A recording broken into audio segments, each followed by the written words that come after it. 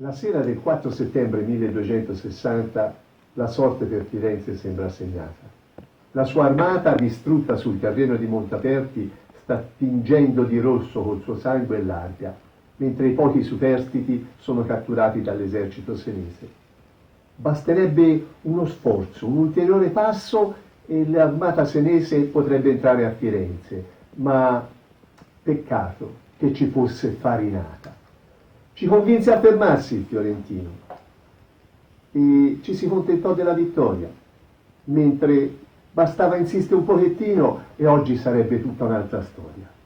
Con altri 2 o 3 giorni di cammino si arrivava a Firenze e giù Baldoria. La storia non si fa coi se e coi ma, e a volte quel che accade sembra strano, ma un conto è un sogno e un altro la realtà. Muore Manfredi e a Colle, a Provenzano, gli tagliano la testa e morirà. Di lì comincia a spengersi pian piano il sogno di far grande la città, di primeggiare sempre e andar lontano. Se non ci fosse stato Farinata, lo so che è un sogno, ma o te ci pensi? Se evitava di farla rigirata e forse un s'ingrulliva dietro a Renzi. Si mandava il Barzanti al Quirinale e il Palio era la festa nazionale. Nel mezzo a tutte quelle tombe aperte, Virgilio proseguiva il suo cammino, con dietro Dante, come un cagnolino. «O Virgio, che si fa? Un ci si diverte. Forse so io che vedo un popoino, ma ste tombe mi paiano deserte. O te, un finì di dillo, che solerte da una buca uscì fuori un fiorentino che a sentì parla a Dante andò in solluchero. Buon uomo, quanto è dolce il tuo dialetto!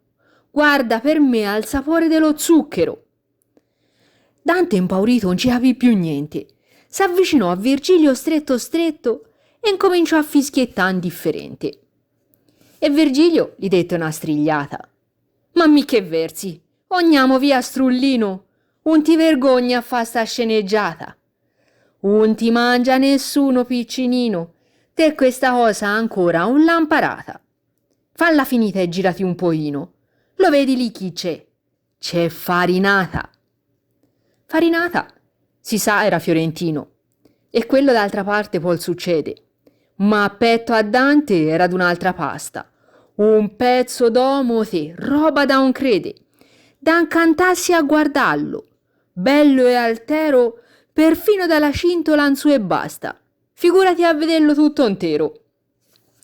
Uno guelfo, quell'altro ghibellino, quell'idillio un poteva mia durà, e pare anche, per certo poi non si sa, che sia volato almeno anche un nocchino. Fu Farinata aprì l'ostilità, ma poi Dante gli dette il contentino.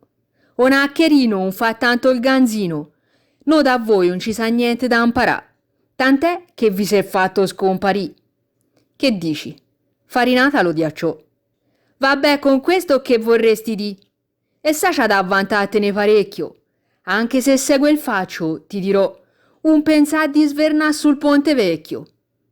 Farinata gli dava a quello Dio, con una chiacchiera peggio d'un buratto. «Io pagherei a sapere che vi si è fatto. Odiate me, il mio babbo e anche il mio zio.» Dante ancora non aveva fatto pio, però a quel punto te, dette di matto.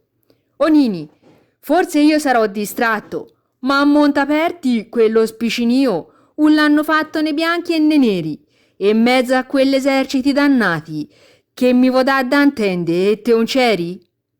Montaperti per lui fu una ferita, e gli toccò ingollà certi sformati, che a digerirli li bastò una vita.